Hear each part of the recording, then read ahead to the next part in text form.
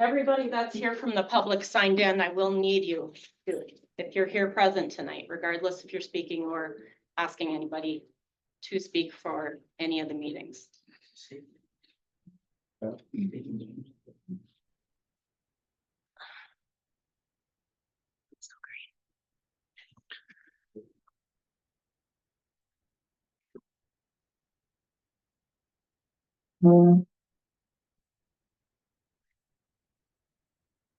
We'll call the meeting to order, 6 o'clock.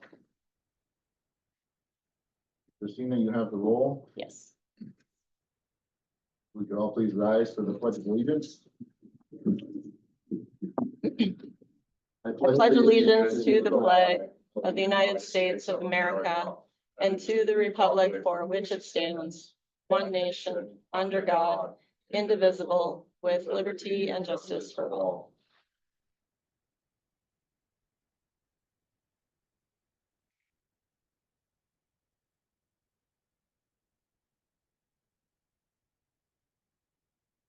Ordinance, Christina. Okay,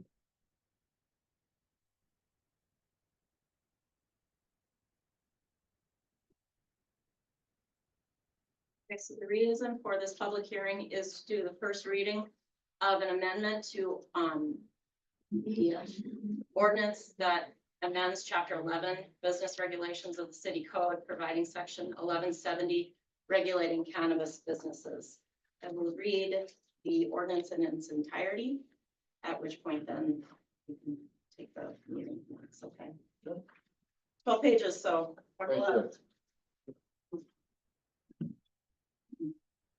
An ordinance amending chapter 11, business regulations of the city code, providing for section 1170, regulating cannabis businesses.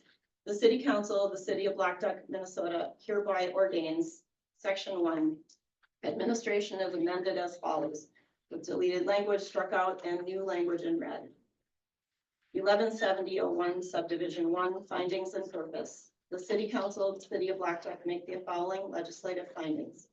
The purpose of this ordinance is to implement the provisions of Minnesota statutes chapter 342, which authorizes the city of Blackduck to protect the public health, safety, welfare of the city of Blackduck residents by regulating cannabis businesses within the legal boundaries of the city of Blackduck.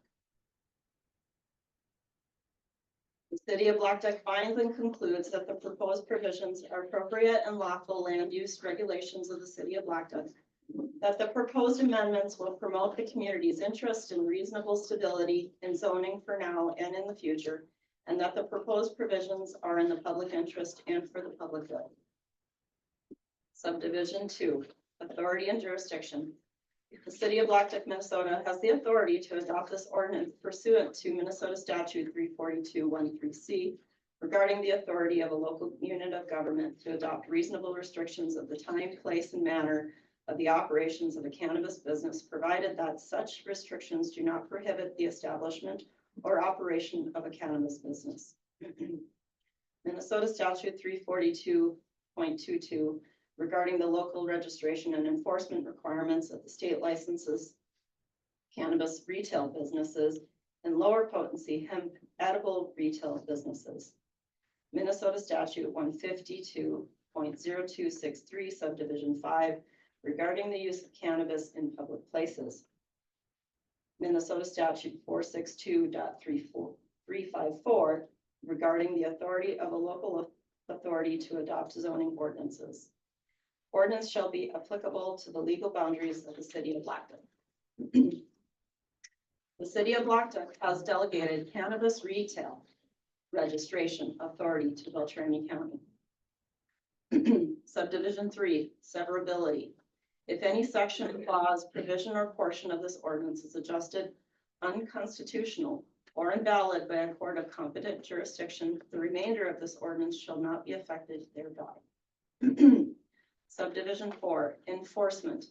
Beltrami County Sheriff's Office, Beltrami County Auditor Treasurer, Beltrami County Environmental Services, and Beltrami County Attorney's Office are responsible for the administration and enforcement of this ordinance. Any violation of the provisions of this ordinance or failure to comply with any of its requirements constitutes a misdemeanor and is punishable as defined by law. Violations of this ordinance can occur regardless of whether or not a permit is required for a regulated activity listed in this ordinance. Subdivision 5, definitions. Unless otherwise noted in this section, words and phrases contained in Minnesota Statute 34201 and the rules promulgated pursuant to any of these acts shall have the same meanings in this ordinance. 1, cannabis cultivation. A cannabis business licensed to grow cannabis plants within the approved amount of space from seed or immature plant to mature plant. Harvest cannabis flower from mature plant. Package and label immature plants and seedlings and cannabis flower for sale to other cannabis businesses. Transport cannabis flower to a cannabis manufacturer located on the same premises and perform other actions approved by the office. Cannabis retail business. A retail location and the retail locations of a meso business with a retail operations endorsement. Micro businesses with a retail operations endorsement. Medical combination businesses operating a retail location and excluding lower potency hemp edible retailers. Cannabis retailer. Any person, partnership, firm, cooperation, or association, foreign or domestic, selling cannabis product to a consumer and not for the purpose of resale in any form. Daycare. A location licensed with Minnesota Department of Human Services to provide the care of a child in a residence outside the child's own home for gain or otherwise on a regular basis for any part of a 24-hour day. Low potency hemp edible, as defined under Minnesota Statute 34201, subdivision 50, Office of Cannabis Management. Minnesota Office of Cannabis Management, referred to as OCM in this ordinance. Place of public accommodation, a business, accommodation, refreshment, entertainment, recreation, or transportation facility of any kind, whether licensed or not, whose goods, services, facilities, privileges, advantages, or accommodations are extended, offered, sold, or otherwise made available to the public.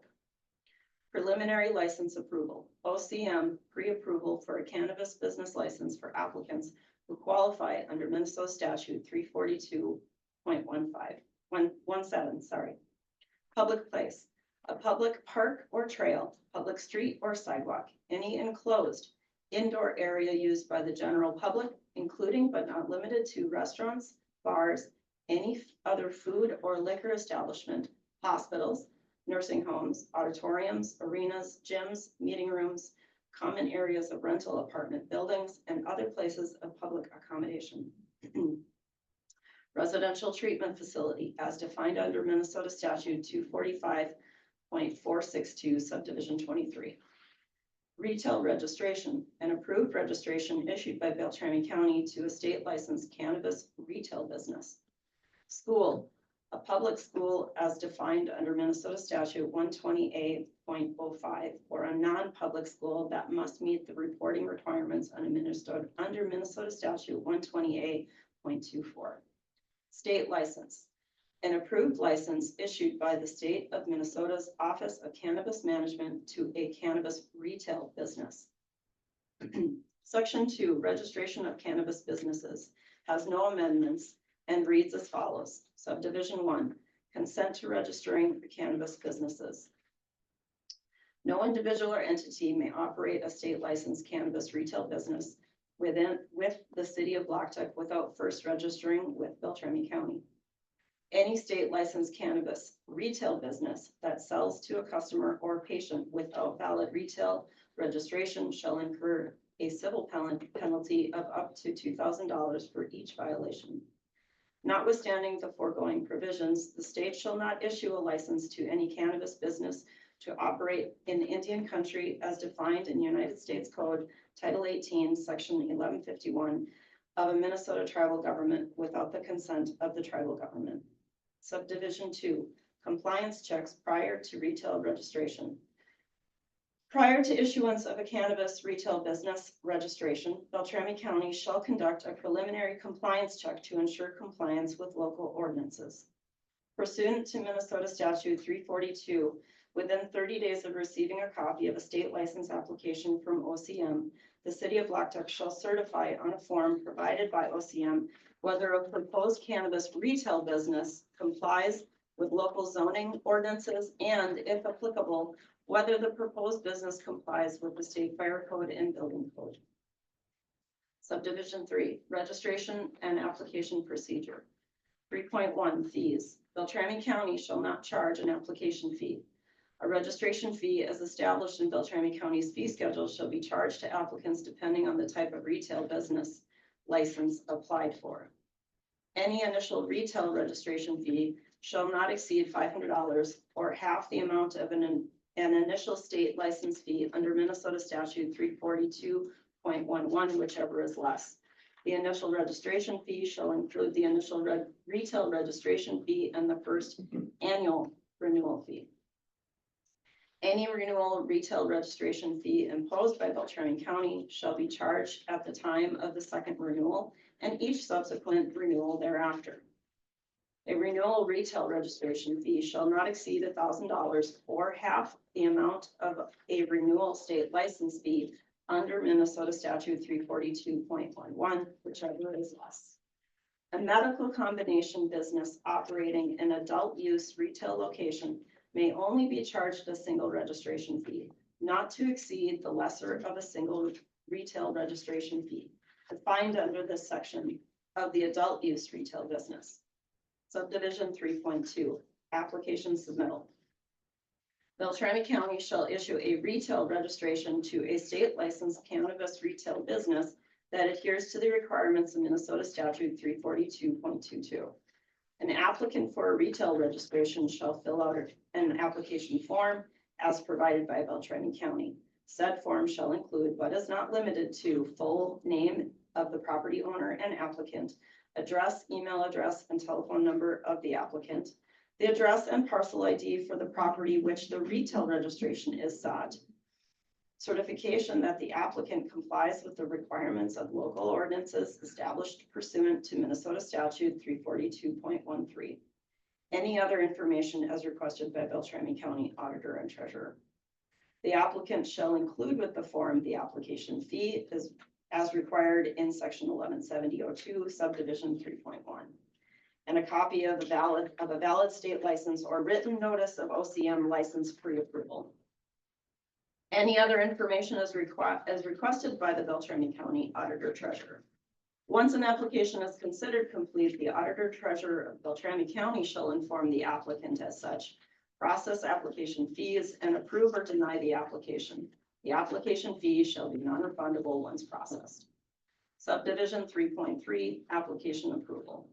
A state licensed cannabis retail business application shall not be approved if the cannabis retail business would exceed the maximum number of registered cannabis retail businesses permitted under section 2.6. A state licensed cannabis retail business application shall not be approved or renewed if the applicant is unable to meet the requirements of this ordinance. A state licensed cannabis retail business application that meets the requirements of this ordinance shall be approved. Subdivision 3.4, annual compliance checks. The Beltrami County Sheriff shall complete at minimum one compliance check per calendar year of every cannabis business to assess if the business meets age verification requirements as required under Minnesota statute 342.22 subdivision 4B and Minnesota statute 342.24 and this ordinance. The Beltrami County Sheriff shall conduct at minimum one unannounced age verification compliance check at least once per calendar year.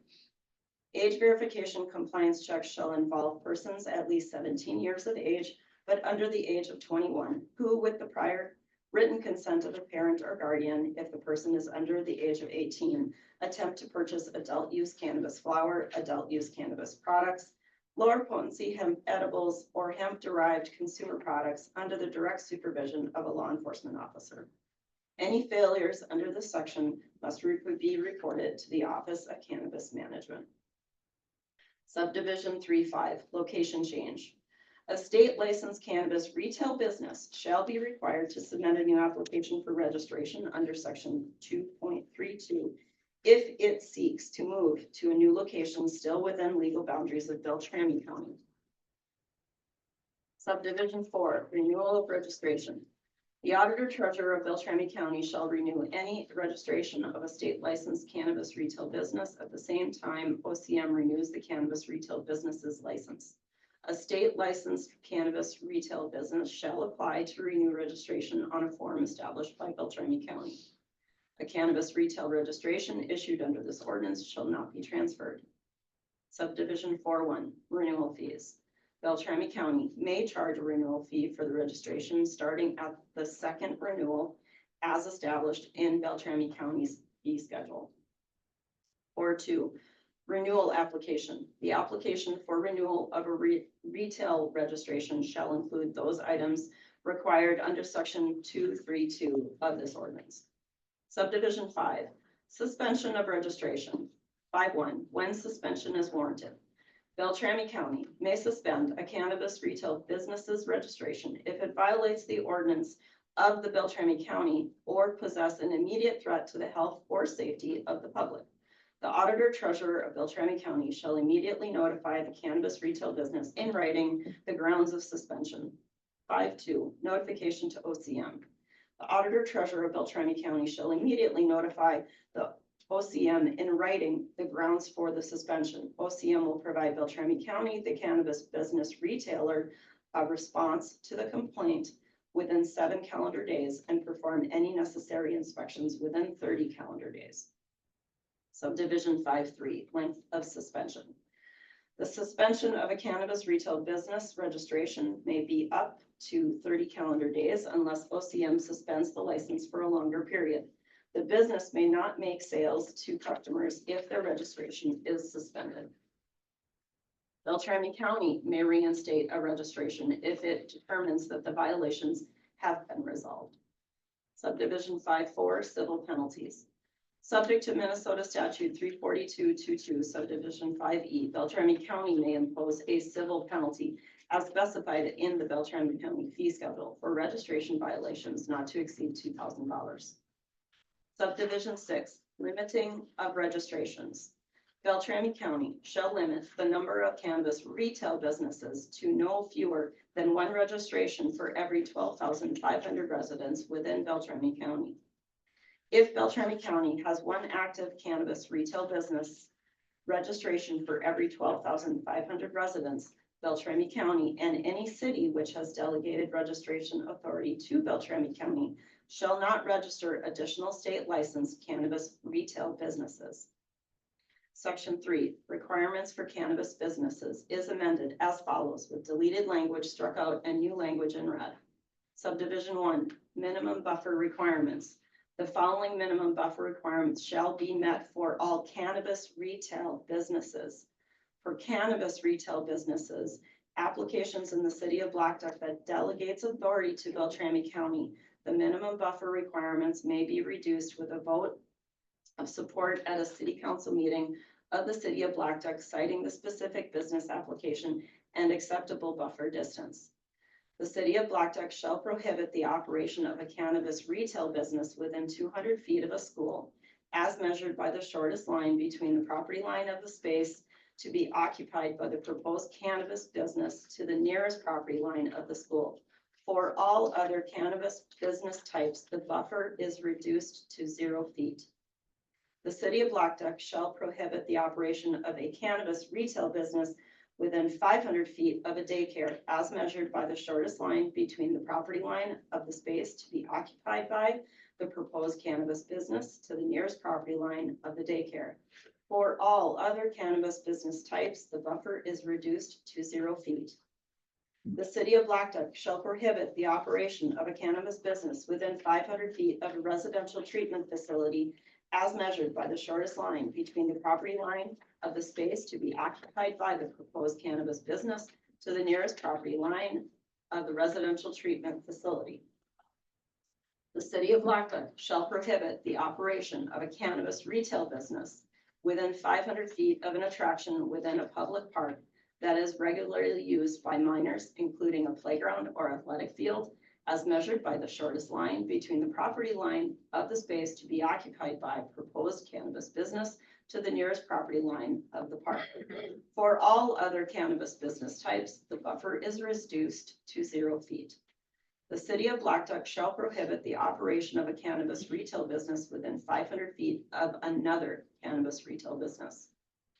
Pursuant to Minnesota statute 462.367 subdivision 14, nothing in section 3.1 shall prohibit an active cannabis business or a cannabis business seeking registration from continuing operation at the same site if a school, daycare, residential treatment facility, or an attraction within a public park that is regularly used by minors moves within the minimum buffer zone.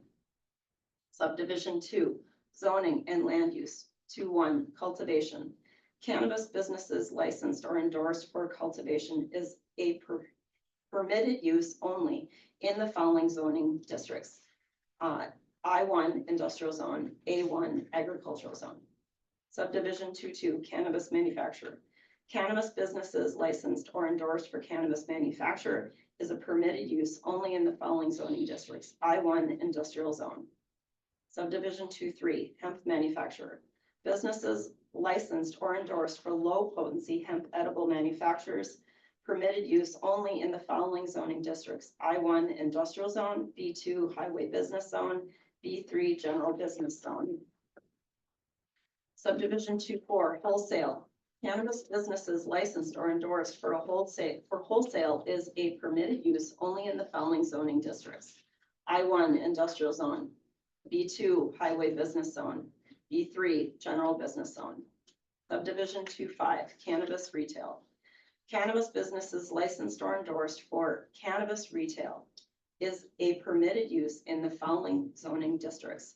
B1 central business zone, B2 highway business zone, B3 general business zone. Subdivision 3, hours of operation. Cannabis businesses are limited to retail sale of cannabis, cannabis flower, cannabis products, lower potency hemp edibles, or hemp-derived consumer products between the hours of 10 a.m. and 10 p.m. Subdivision 4, advertising. Cannabis businesses are permitted to erect up to 2 fixed signs on the exterior of the building or property of the business unless otherwise limited by the city of Blackduck sign ordinance.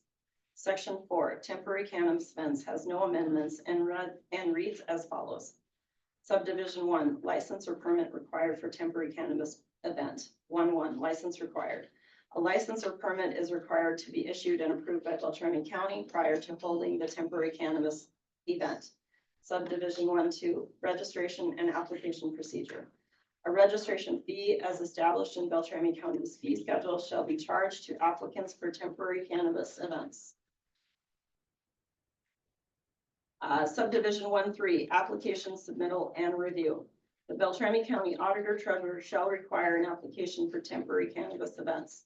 An applicant for a retail registration shall fill out an application form as provided by Beltrami County. Said form shall include, but is not limited to, full name and property owner of applicant, address, email address, and telephone number of applicant, any other information required by the Beltrami County Auditor Treasurer's Office.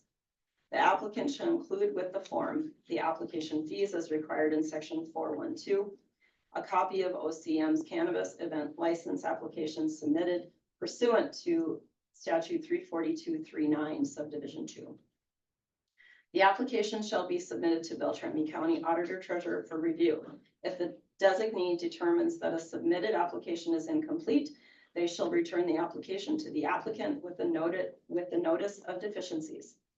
Once an application is considered complete, the Beltrami County Auditor Treasurer shall inform the applicant as such, process the application fees, and approval or deny of the application. The application fees shall be non-refundable once processed.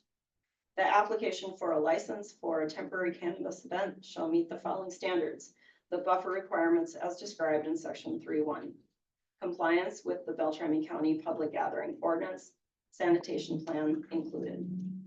A request for a temporary cannabis event that meets the requirements of this section shall be approved. A request for a temporary cannabis event that does not meet the requirements of this section shall be denied. Beltrami County shall notify the applicant of the standards not met and basis for denial. Temporary cannabis events shall only be held between the hours of 10 a.m. and 9 p.m. Subdivision 1-4, use of public property. Beltrami County shall not register any temporary event which seeks host a temporary cannabis event on any property owned or operated by the city of Blackduck. This prohibition includes any park or trail, public street, county highway, or any public sidewalk, or any building owned or operated by the city of Blackduck. Subdivision 1-5, on-site consumption.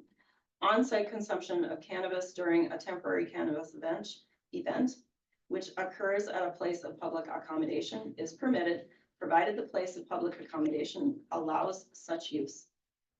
Section 5, lower potency hemp edibles has no amendments and reads as follows. Subdivision 1, sale of low potency edibles. The sale of low potency edibles is permitted, subject to the condition within this section. Subdivision 2, zoning districts. Low potency edibles businesses are permitted use in the following zoning districts. B1, central business, B2, highway business, B3, general business. Subdivision 3, additional standards. 3.1, sales within a municipal liquor store. The sale of low potency edibles is permitted in a municipal liquor store. Subdivision 3.2, age requirements. The sale of low potency edibles is permitted only in places that admits persons 21 years or older. Subdivision 3.3, beverages. The sale of low potency hemp beverages is permitted in places that meet requirements of this section. Subdivision 3.4, storage of a product. Low potency edibles shall be sold behind a counter and stored in a locked case. Section 6, City of Blackduck as a cannabis retailer has no amendments and reads as follows. The City of Blackduck may establish, own, and operate one municipal cannabis retail business subject to the restrictions in this chapter. The municipal cannabis retail store shall not be included in any limitation of the number of registered cannabis retail businesses under section 2.6. The City of Blackduck shall be subject to all same rental license requirements and procedures applicable to all other applicants. Section 7, use in public places has no amendments and reads as follows. No person shall use cannabis flower, cannabis products, low potency hemp edibles, or hemp derived consumer products in a public place or a place of public accommodation unless the premises is an establishment or an event licensed to permit on-site consumption of adult use. This concludes the first reading. Thank you, Christina. You're welcome.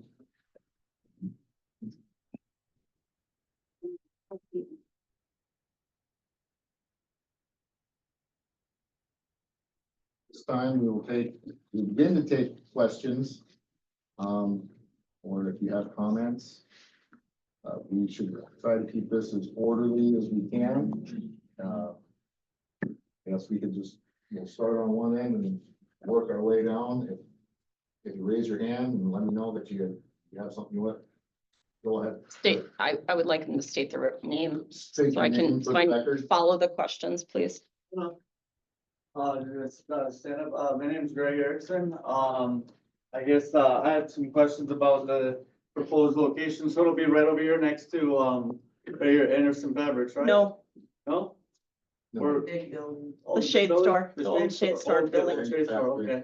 the plant. And so this is a pretty small town. It's pretty close to like, schools and stuff, the school and stuff, or? No? Did you look into the company at all to see who was running it? Yes, we've had conversations with them. What's that? Okay, and did you see where they're based out of?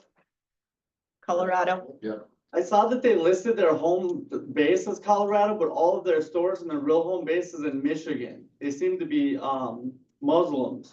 So I know that like in different, I mean, that just seems to be the, when I looked into the company, that's what I saw.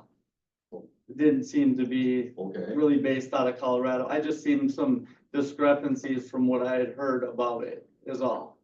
So I thought I would bring that up to everybody that it's a group of Muslims that usually bring their people with them for work instead of hiring anybody new in the area.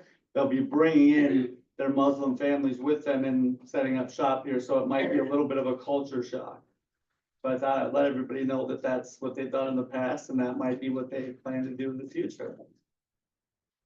Anyways, Okay, all right, well, thank you. thank you. Thank you.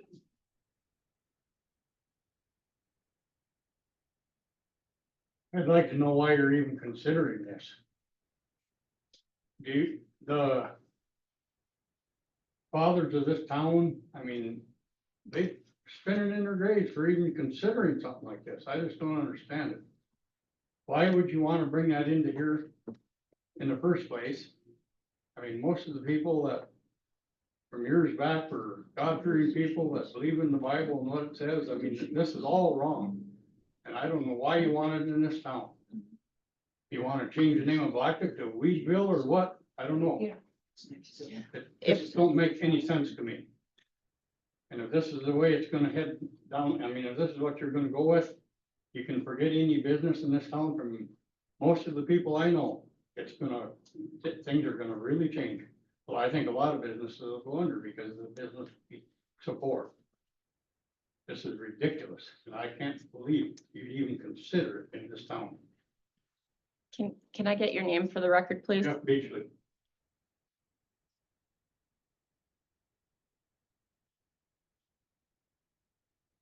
Thank you.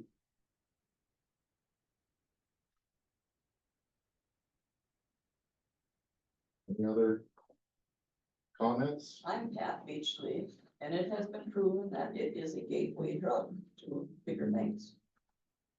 It's a very big concern. We have one school here, but it's close.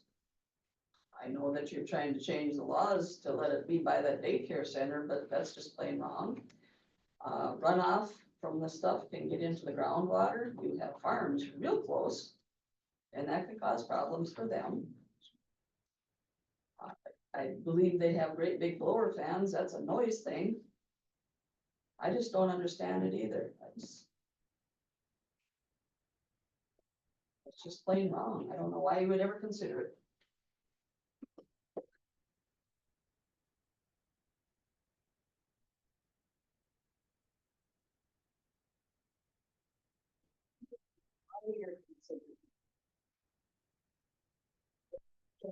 Consider to change the ordinance?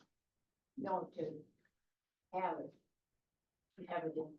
our town. Both, really. Yeah. I mean, what's your reason for it? The number of jobs.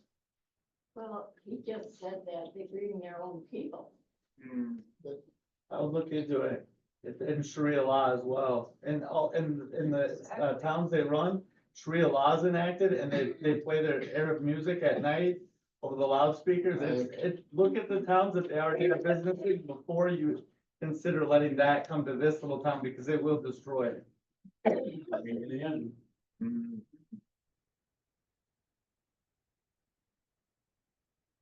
My name is Jim Fayville, and I just wonder what type of people is this gonna bring into our community? I mean, why do we wanna bring in big city problems into this little town? Be a lot more like Bemidji in no time. yeah, amen.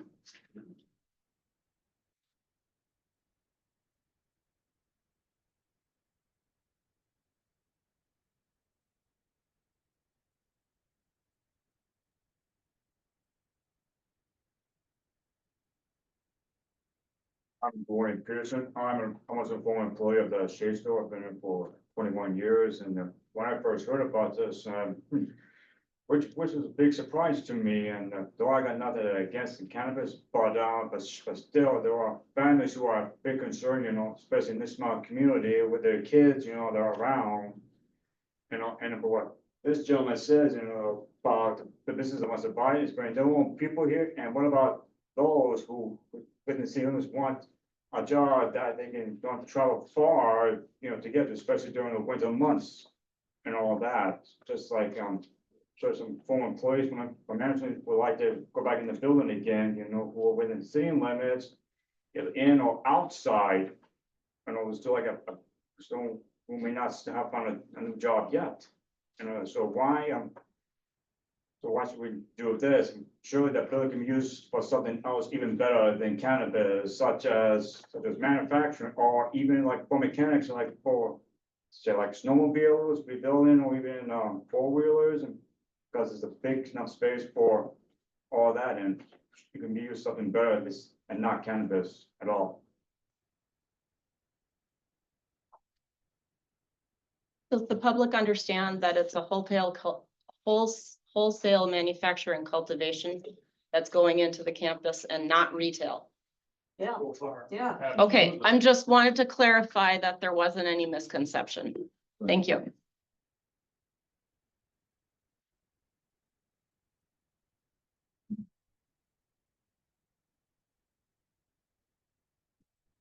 Have you done, Tim Video, have you done any research on this, people that wanna come in?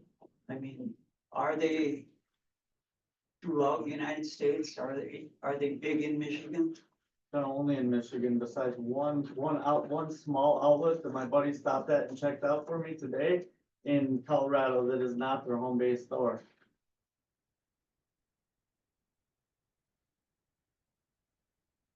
Yeah, they're only in Michigan, and that's where all the Muslims in the US are. Is that true? Only in Michigan. Where else are they? In Colorado? Illinois. So Oh, California. there's one other store in Illinois and one store in Illinois and one store in Colorado, but not California. I looked it up, I researched the company pretty thoroughly. Mhm. Who was the founder? So how was it, two different guys, one guy with the last name Shalom, something like that, I can't pronounce their names. Alan Bonset. And what was the other guy's name? Alan Bonset was the founder. Yeah, there's two founders, what was the other guy's The name? other guy was just a partner of his. A Okay. retail agent.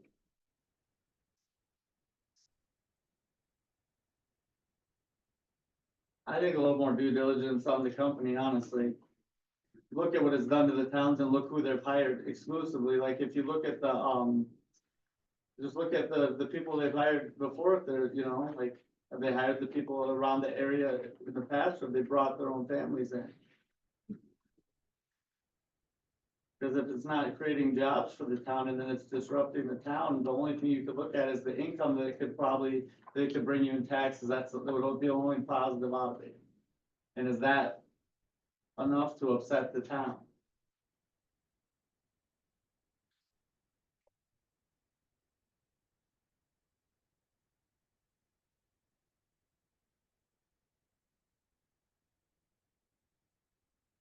Would think that you would be looking at more, having to have more policing around here due to the fact. And that's gonna cost you. You're right, that might offset the cost right there. Exactly.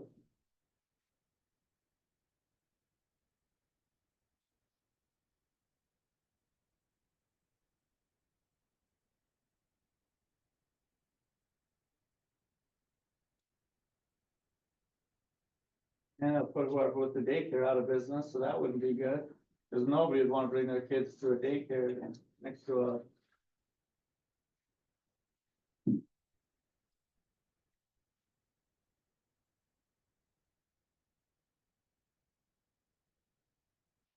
Is this the plant or is it the store next door here? Has nothing to do with the retail store next door. Okay, so it's the plant. Yes, Yep. sir. So how do you get around the daycare? That's the That's the ordinance that was ordinance. just read tonight. Right. You'd have to Trying change to the, change the law there. right, give them a variance for it. And who decides that? You guys? That's why the reading is today and October It's not a sixth. county thing, it's a city thing. That is correct. Every local government has to adopt their own Okay. regulations. Yeah,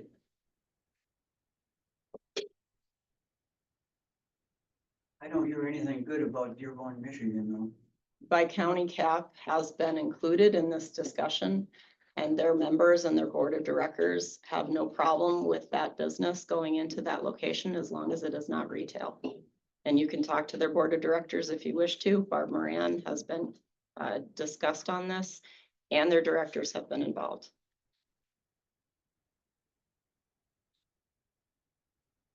I think what everybody wants to know is, do the people have a say in it, or is it just, Well, these are your elected officials if you live within inside the If you're in precinct. City limits. what the? Not for long if you go with this.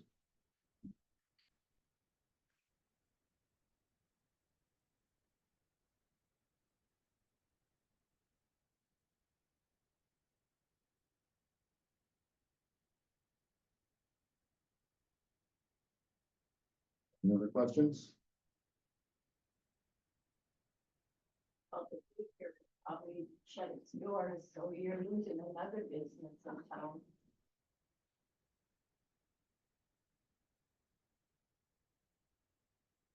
I have a question. It says that it's 150 jobs. Delta Dental did this and they weren't successful. So has anyone looked at really seeing if there's actually 150 people looking for a job in this area? The business has.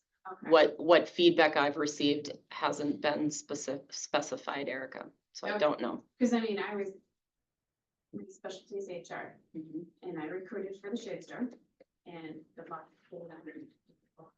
It was hard. That's the reason why they'll probably bring their own people in. I just asked a question if they actually. We have a business in town, and we struggle getting people from Bemidji to Blackduck. Just ask that question if it's really like a fictitious number of 150, or if it's really been legitly like, hey, we can get 50 versus 150.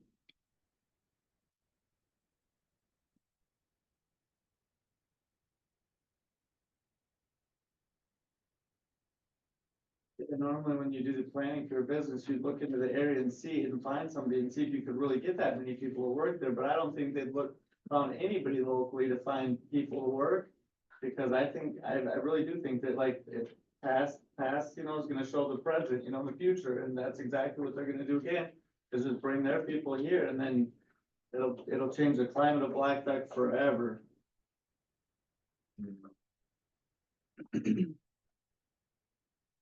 Okay. Questions?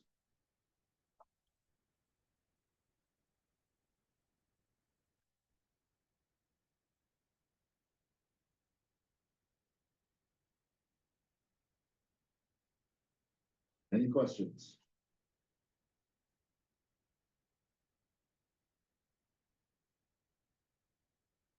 Third, any questions? Yeah? Nick, would you like to make a motion?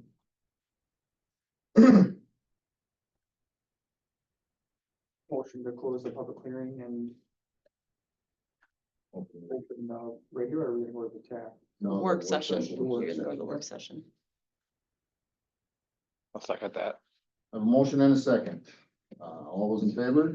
And just to clarify, we're closing the public hearing. Public and then hearing. We have a regular work We're session. we are opening the regular. Many agenda items Yes. this evening, so I just want to clarify what's happening now. Then after that, we're gonna have another meeting, Yes. so. I just want to make sure everyone understands, because we have a lot of guests there. There's three. So, essentially, the public meeting is closed. Permitted, so it's fine. Correct, but we need to, Yes, that's cool. yeah. What's the date of the second hearing? October 6th, ma'am, preceding the regular council meeting. Same time, 6 PM. All those in favor? Opposed? Public hearing is adjourned. On to, I'd like to thank everyone for coming tonight. on to our work session.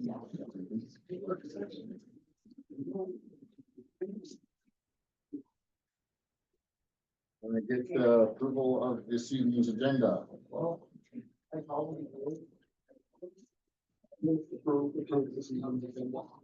motion. I'll second that. Thank you, Ron. All in favor? Aye. Opposed? Hearing none, the agenda is approved. Old business. Give me a second to catch up. Yeah, I'm gonna give you a second. to catch up.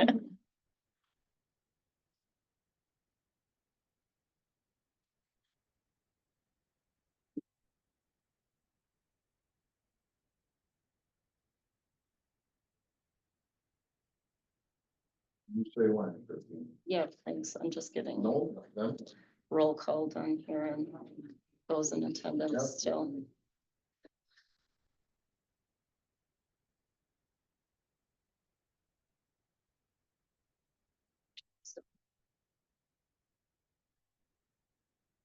Okay, yeah, I think I can move forward. Thank you. okay. Lead service line. Tim. It has gone fairly well. I think we are down from 30 down to around 7. So we'll make one more push to try to get the remaining 7 at night. I had somebody stop down to see me. You guys couldn't get a hold of them, left a note. But I told him it's just the same thing that he did at the other house that he owns in town. They just need to do that again. I don't know. I can talk with you after. Yeah. Okay. Unless you're headed out of here in a hurry. No. Okay. So down to 7. Yep, made good progress. Really? Yep. So you just need them 7 to either take a picture or let you in.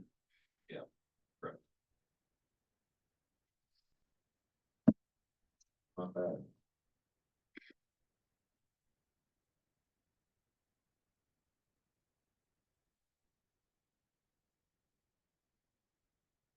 Nothing too crazy. But you still get some people that won't let you in. But generally it's expected. I think it's gone well. Yes, we can move on to the library improvement. So the project is moving along. They're gonna be doing some flooring. Polar's gonna be coming in to do the restrooms and the entryway, hopefully this week, and some painting. I'm gonna do some juggling of schedules too, and potentially have to utilize the south entrance for a few days. But the project's moving along. The lighting should finish this week. They were short on fixtures. I did get the invoice from Bessler on that, and that'll be in the packet on October 6th. The other thing that was completed that I gave you guys was the midpoint contract agreement with Gunderson's was also paid out. I'll put that in the consent agenda as well. Otherwise, we're still waiting on full flooring numbers for replacing the carpet. And then whatever cabinetry and counters we need for the reception area before we place orders for those. The council approved the last of the documents for the grant agreement through the Board of Education. So at this point, any other further stuff we do for the multi-purpose room that grant is forward is, we can invoice accordingly, and hopefully I can pull from that grant. We'll see how much more of that we need. We'll just have to see how the rest of this process goes. I haven't done anything on the door yet because I really wanted to make sure Polar got the entryway done before I had the door completed or ordered. But I'm gonna try to get a hold of Clarity this week, I think, and see if they can come in and take some measurements and get a price for that. That was the project we already planned on replacing and Yes. levied for this year, so I really want to use that money. Anybody have any questions on the project thus far? It's good in there. Okay. I was under there at night. Yeah, I know the staff has been like juggling, you know, the reception area. They've been working through it. Doesn't sound like it's creating too many issues. But, you know, once we start doing the flooring squares, those will probably be kind of a juggle in the painting, but we'll work through it. Kelly's been good to work with, so. Same with Jackie. Hmm. Yeah.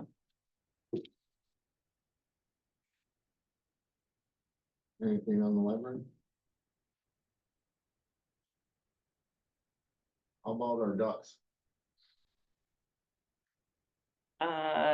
I can ask Don and Mike about the lion's duck, but I've been eating, with, Jake Lean. Actually, Mike was here when I met with Jake, and he's got a conceptual drawing of what the fire relief wants to do to the building. And, you know, we're gonna do a few edits and kind of shoot it to the metal person and see what kind of prices the relief is gonna have to do in order to get all the previous people, their names up there, but some really good ideas. So I need to get a hold of the trades program about encapsulating the duck still. Kind of been dropping my ball on that one, but I'll work on it this year, I promise.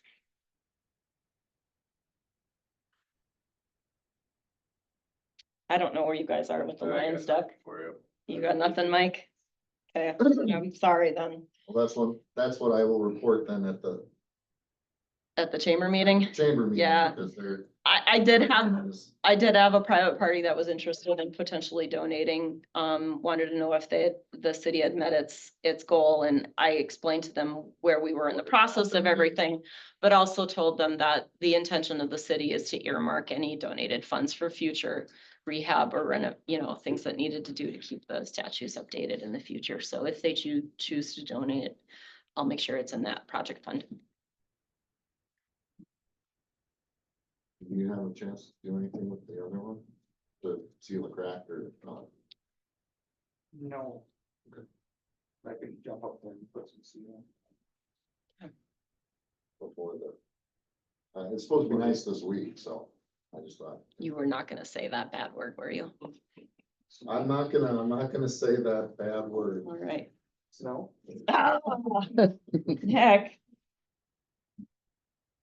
Hold off on that just a little while longer.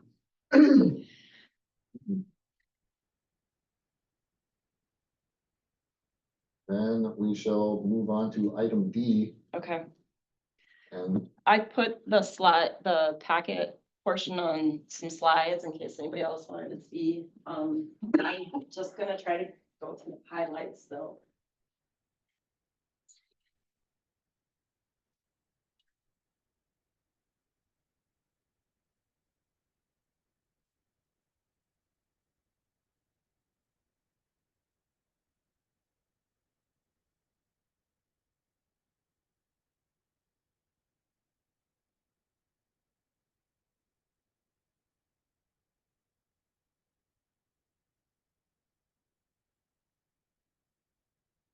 Okay, so the finance committee had one more meeting, on the 17th.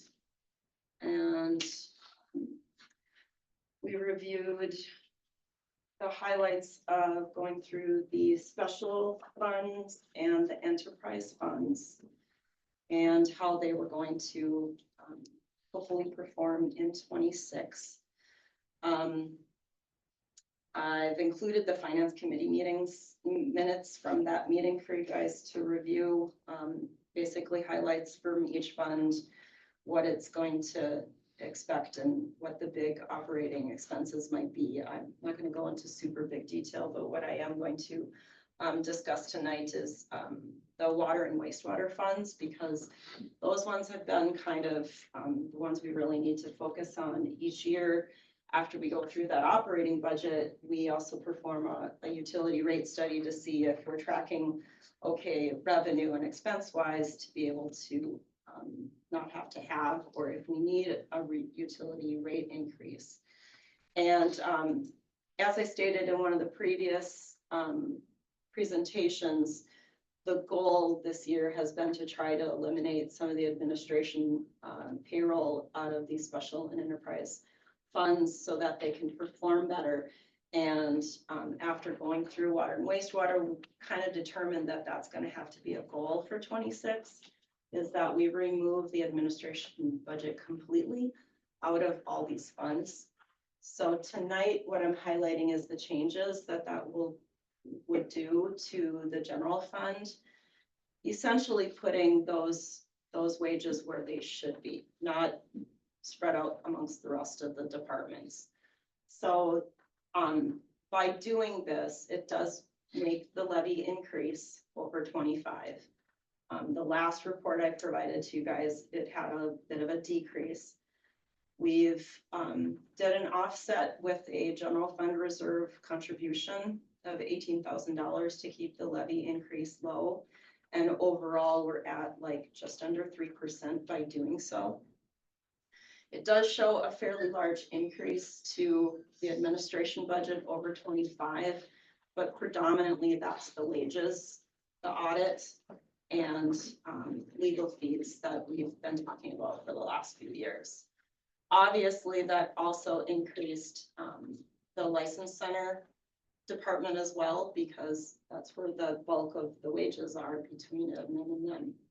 So those are probably the biggest sticking points that changed by doing so.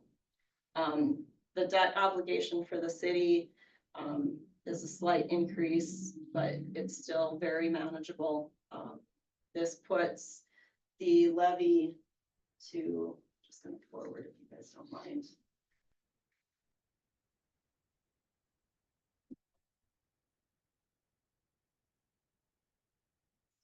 Sure. At 2.83% over 25. Most of that is the changes that I just discussed. One of the other things we discussed as a finance committee briefly was the changes to what could potentially end up happening to the library. For those of you who understand, the city of Blackduck's always given everything that KRLS has asked for in their levy, but knowing what Beltrami County did and only giving the state minimum last week, we don't know the future of what that's going to do to our local library. But if the city were to try to make up that unmet need, it would be another $34,000 roughly to the levy. I just took a quick calculation of what the county's contribution is to Blackduck's library and took that 40% difference that they took away from their contribution. And that's pretty much the calculation I got from what the KRLS asked would be. So this number to you guys tonight does not include that 34,000. I'm just giving you guys that number. So you're aware in general that if you want to keep everything substantiated the way KRLS wants, that would have to be a change tonight before we adopt the preliminary levy. There's no communication right now from KRLS as to what might happen if the number of hours is going to drop from what we existingly have, regardless if the city of Blackduck gives KRLS everything they need in the levy at this point. Don, not to put you on the spot, but did you guys talk about the levy at all in your kitchen meeting on Thursday? We did. And Joe Gould was on, and he's gonna try everything he can. He still has time to the county, and then KRLS is gonna figure out what they can. There's monies that can be pulled from a certain account, and to see if they can help out with it's quite a large number between Bemidji and here. It is. It is. I mean, majority of it is Bemidji, but still, they all want like $50,000, I think is what Beltrami County's contribution would be to Blackduck's budget. And as it sits right now, our library is only open 21 hours. Yeah, and they don't have a reserve fund. well, yeah, they have lots of reserve funds. And Blackduck actually has a reserve fund. At KRLS. Yeah. Okay. But it's where you take the money from, what's that gonna do, how is it gonna impact everything else? Okay. That's what they're worried about. As KRLS as a whole, So not yeah. necessarily the isolated, like other counties are giving the full amount, and how does that impact other counties when there's two libraries inside this one, right? So we talked about this in Beltrami County was one of 4 counties where they got above the state minimum for all the libraries. And it's like, how are they all surviving? Sure. You know, and their libraries are a lot bigger and better than what we have. You know, and so the finance committee and the budget committee from the board meeting, they were gonna sit down and try to figure something out. And we're supposed to have another meeting maybe this week. So, Well, Yeah. I mean, I still encourage the city to still adopt the library budget the way we already had it in the general fund for sure. The Yeah, only not problem make is a- we can't raise it, After, after, and I don't know how, you as a board feel about I don't know. contributing more, I don't know how feasible that would be. yeah. What would 34 do to that? Would that put it over 10? It would, It'd be our mill rate would be, 100. It'd probably be closer to 9, which is I think what the county's at right now. And I think that was one of the sticking points when they adopted their preliminary levy last Tuesday, was they wanted to keep it under 10. and And that's why they were making the cuts they did. So my guess is we'd be tracking more towards where the county is at, and I don't see that as feasible for the town. so there's something about the keeping it at 21 hours or above 20 hours to get the state money. Money, We yeah, have to keep it. So we have, whatever we have to do to get our state, and the state funding helps the budget, right? yeah, Yeah, Why couldn't Kitchi do something where they would allow a volunteer hours? I get that they don't let volunteers use their system or not, but couldn't they make an exception for this? well, they're working, you know, there's lots of people, you know, lots of people are gonna be involved in this, and Joe Gould was on there and he kept on coming back. You know, going out and come back, you know, into the meeting, and he, you know, and he was like pushing for this. You know. He didn't expect it. He didn't expect the vote to go the way it did. Yeah. But, you know, they tried this last year too, so Yeah. let's see what happens, you know. so without that conversation and the way the finance committee has brought the numbers to the board tonight for discussion, do you have any questions for what I've provided you? I did do, whoops. I did do the levy sample. Obviously, can see that it's gonna be an individual increase. A lot of that isn't necessarily just the general funds contribution to the overall levy, but the fact that you can see that the net tax capacity of the city dropped over 40 grand. So when the NTC goes lower, then that affects the mill rate of the city itself. So it basically gives you less value for that levy to be dispersed amongst all property owners. And that unfortunately raises an individual tax.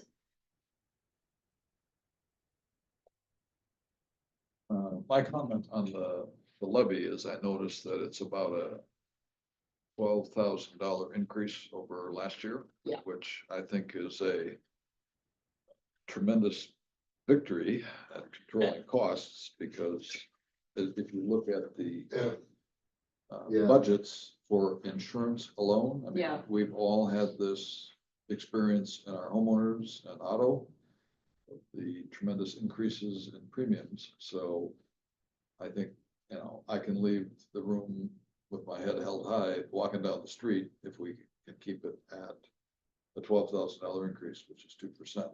Well, I I would think not, you, yeah, just to finish, I would not be able to support an additional increase of that for the library, particularly 34,000. I don't think the taxpayers of this town would ever tolerate 34. I mean, we're already contributing substantial amount, and it's nice to have the library, it's nice to have the hours, but you're asking the 850 citizens, the 400 voters to pay for the library, which benefits a big area. So that would be my position on supporting any increase. Thank you. I can comment that the finance committee, really didn't want to take away from any of the initiatives that we set forth in like the street department. Trying to make sure that we had good capital outlay going forward, good programs so that we're not caught behind the 8 ball when it comes to replacement of equipment and such. So, you know, it was a delicate balance, but I think we came up with something that's really gonna help, help us get through the next few years. Any other questions? Oh, I'm sorry. Don? Right.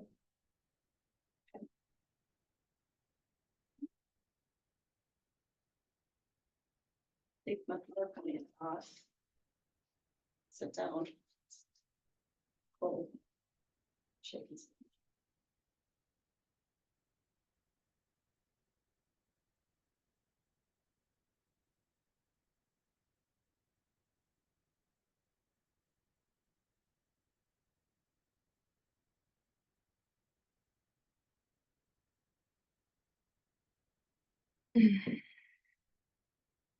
E, a request for a public hearing. Okay, so I will, with your announcement, add another public hearing topic for October 6th, Max. The legislature amended the TIF district spending plan. We adopted this a couple years back. They've extended the deadline of which that funding can be used, and that's why the amended plan has to be adopted by resolution. So our partners at Ellers will be here on October 6th to go through the plan. It's basically the same as what we adopted, except for the extension date to 2026.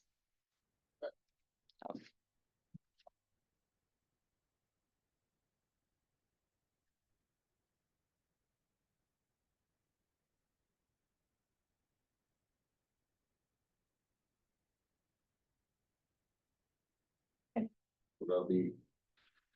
Does that go down as 2 separate public hearings? I'm gonna collectively put it together as the same public hearing with 2 topics. So you wouldn't open one, close one, open one, close one. I'm gonna do it both, just two I'm just. two agenda topics for you. Sure, so I don't get befuddled in the middle. I know, I apologize. It's been kind of crazy having 2 and 3 meetings per night, so I'm very thankful for everybody's cooperation. Makes for a long night, but only still the same night. Yeah, it's 2 totally different topics though, one of which nobody's gonna be interested in. The other one. The other one will be, yes. Everybody will be interested. Yes. In, so. Very good, Ron. Okay, City Hall repairs. I put this back on old business because Nick had requested you guys continue the discussion. Yes. Okay. What do we want to do?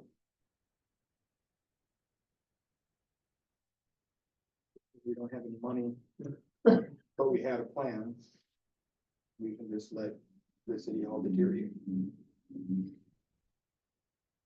Sure, don't have it.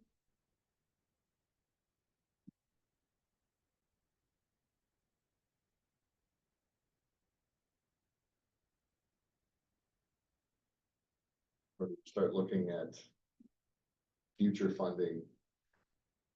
Like, Start putting some away and start then, putting something, I don't know. and in 5 years, the cost of doing everything's gonna be tripled, quadrupled. Yeah, And then probably never get a grant from Beltrami Electric again. Oh, I wouldn't say that. I mean, they understood. I mean, they're great partners to work with. I mean, they understood.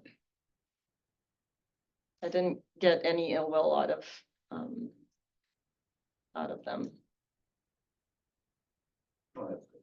Yeah, I mean, and it's not, it's unfortunate, Nick, yes. But it is not the first attempt with a local government that they tried. They they attempted with the city of Walker and that was unsuccessful. I think they just got further with our project with RD to get it approved. So. How soon they try it again is a question I haven't asked. So we'll get you a pallet of Flex Seal. Put a Band-Aid on it. Yeah, a week ago Friday, What's that that? storm that morning, I heard a few drips in my office.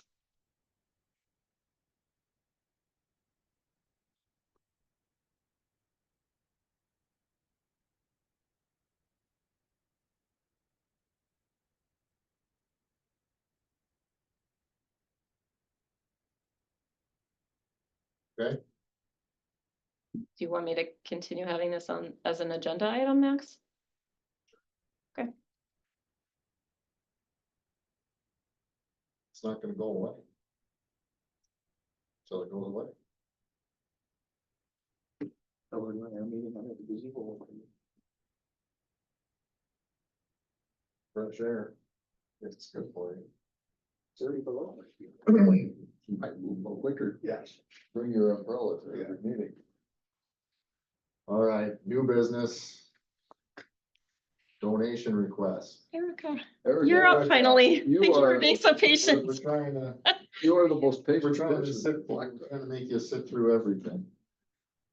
I just wanted to give you a little bit of history because we've had some big number changes and I kind of wanted to give you a background. So in 2023, the Blackduck area Toys for Kids saw 83 families and 255 kids. In 2024, we only saw 167 kids and 56 families. So a lot of people are like, well, what happened, Erica? What's going on? Well, I went through the numbers. 20 kids alone didn't qualify for the next following year because they turned 16. They aged out. They aged out. Oh, So, okay. so there's the big drop. And then we had quite a few people that did not meet the requirement of actually following through and picking up their gifts. So then they get automatically not allowed to be on the next year. Oh my, Have to have accountability. absolutely. So, and then we had a lot move out of the area. So that's where we have the numbers, you'll see drop. I loved the numbers from 2024. It was much more feasible because we were able to collect around, so like say if you have 167 kids, our budget is $60 a kid.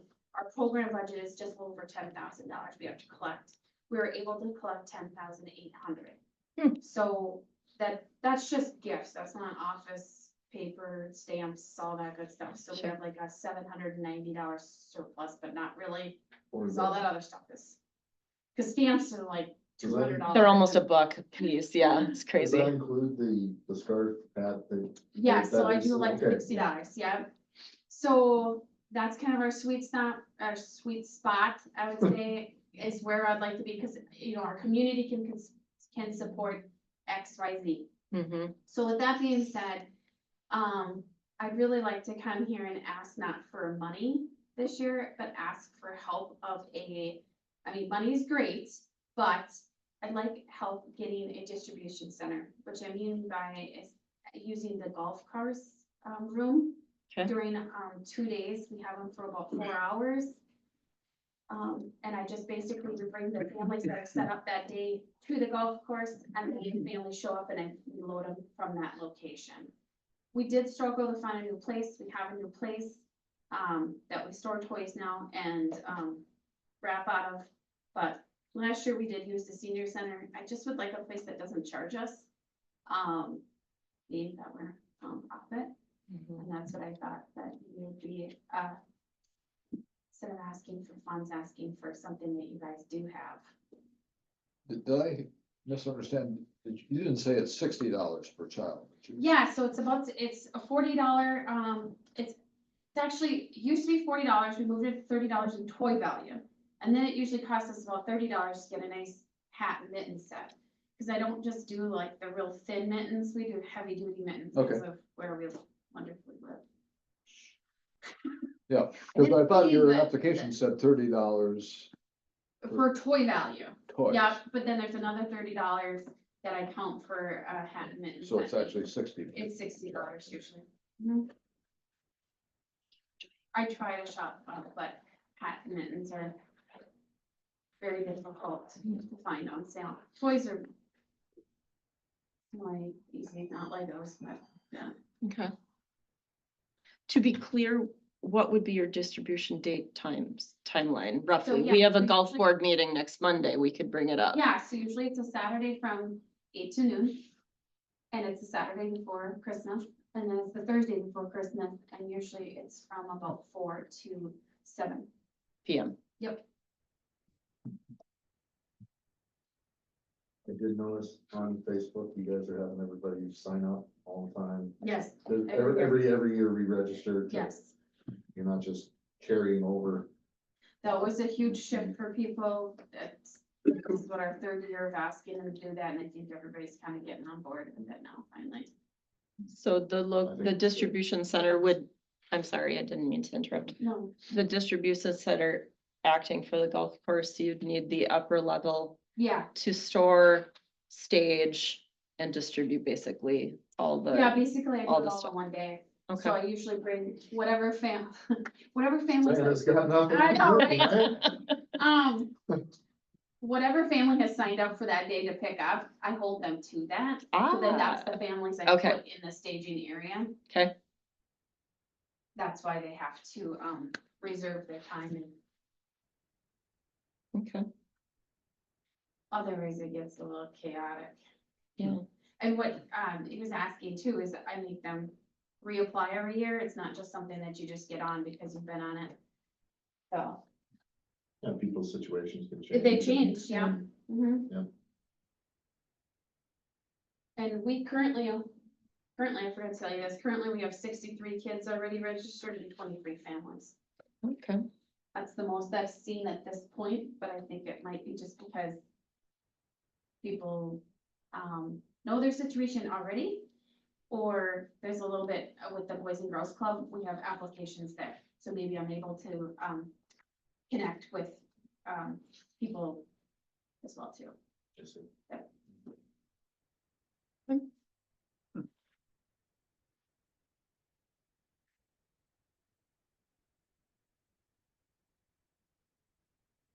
So you haven't adopted a policy like some businesses of refusing to accept cash, right, donations? No, we have not. So you don't have signs out front of some businesses that say, you know, Ron, you're not welcome here, we don't want your cash as card only. Love cash. Well, that's good. I wanted to ask before, I didn't want to violate any rules, but as long as we're on the subject. We should take care of one here. Awesome, thank you very much.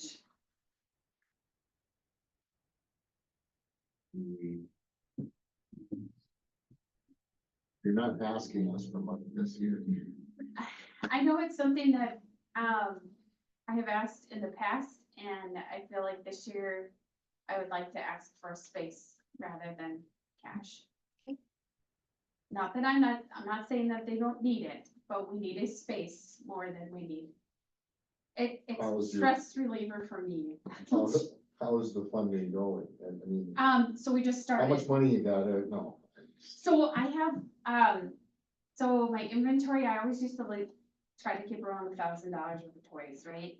Well, there was some really good buys throughout July, and so we have about, I'd say, anywhere from $4,000 to $5,000 worth of toys right now on hand. And that's a really good position we're in, and then we have a healthier, balance in case, you know. So I'm happy with that. I have asked for a grant from Beltrami, Electric like we do every year, and I have sent out the letters. So, but I don't know, you never know what you're gonna get for donations, but we'll make it with, I feel like our inventory. If I stay in the area of my sweet spot. So would you need, to bring and stage prior to the distribution times? How does that logistically work? So maybe we can share that with Misty next Monday. Sure. It would probably be just an hour before I start getting people showing up, so like 3 o'clock. Okay. Usually usually it's an hour or so won't take too long to bring that many families over. Okay. We have a train of vehicles and Just gets unloaded. yeah. Cool. Usually just a big box and then just transport the box.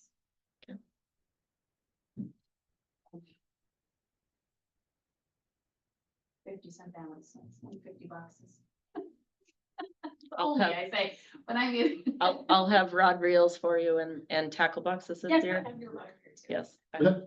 I have to get over to your place. Get them out of my garage and put them in yours. Yeah, right, not in my garage anymore, Yeah. thank goodness, yes. Don't, Yeah, I don't- well, I don't, can tell you off, because I don't want, yeah, exactly, yeah, exactly, yeah. that's fine. Okay.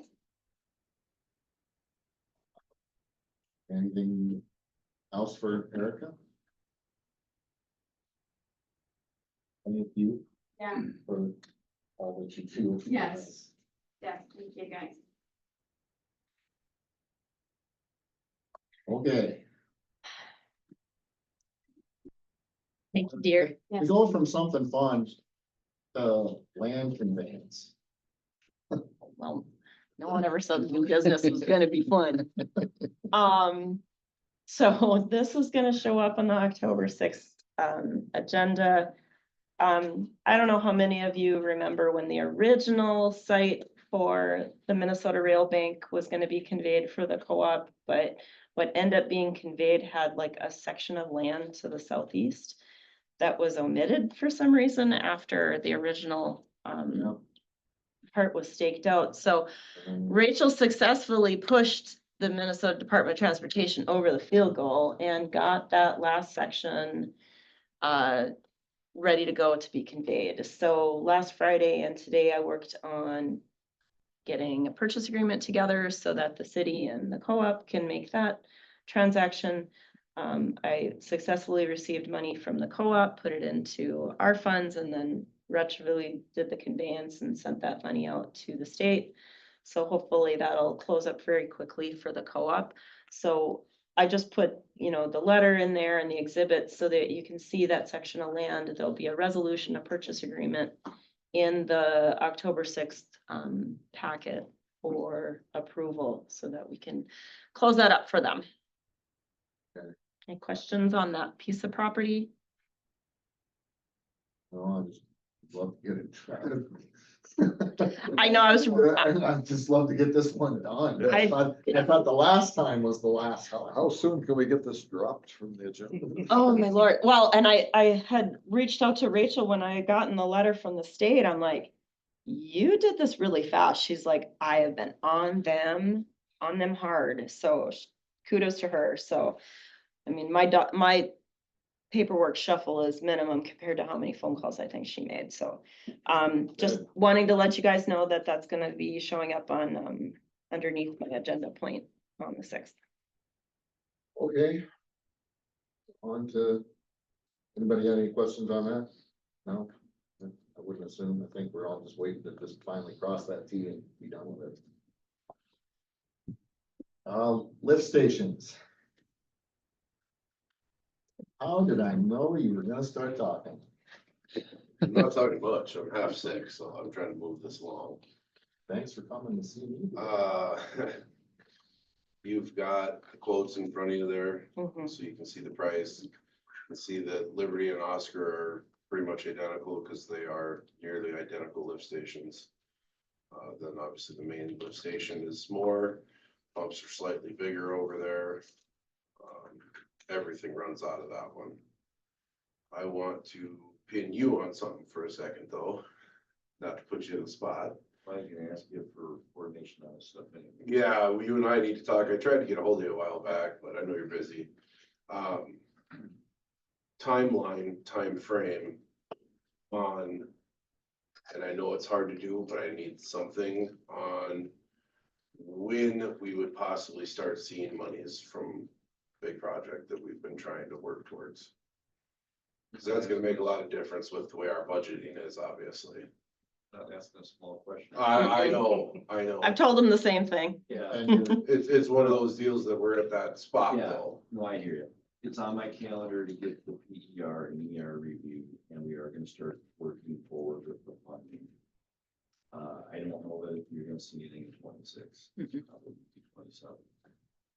We're lucky, So, because a lot of the state budgets have been cut, right, so. so at minimum right now, best case scenario, we're a year and a half from possibly getting monies of any kind. Which means projects don't usually start until after, which we could push this to 28, possibly further. Yeah, because the funding we find out about this time of year. Yep. Right, So in 27, yes, it would push it into 20. Yep. so So the 2 to 3 years before we could actually do anything. anything with the project. So these three, These three Total, numbers are like- gonna be they total over 197,000 correct. estimates. I did look into rural water. We could do a midi loan or a micro loan. We would need a second quote from another entity in order to do that. Since we're over the. Yep. Yeah, 175, right? Yep. And I just don't see how you could navigate doing these as individual projects. But that's my 2 cents. Too sick to fight with you tonight. Ooh, I asked for a couple more names. Yeah, I mean, I understand where Mike's coming from. You know, this company's been really great to us. We still need to I mean, I'll get just another, at least get. flat out, we quote. piss around a whole lot and then we're gonna end up with multiple different things that we're trying to avoid. Yeah, So that's where I stand on it. I don't need to say any more about it. it doesn't make sense for the city to obligate for 3 separate things. You're gonna be paying issuance for, No, you're- on this, because it is an obligation.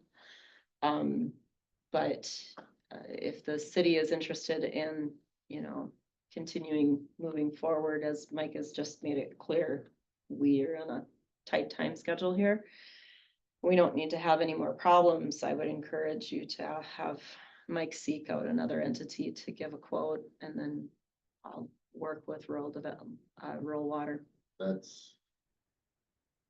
It's easy enough, You're right? gonna have to. I'm sure I can get a quote from Iowa Pump, North Dakota Pump. And as long as you tried, even if you don't receive something back, that still counts, correct? Yeah, I mean, depends on who's looking at it, Nick. I mean, having apples to apples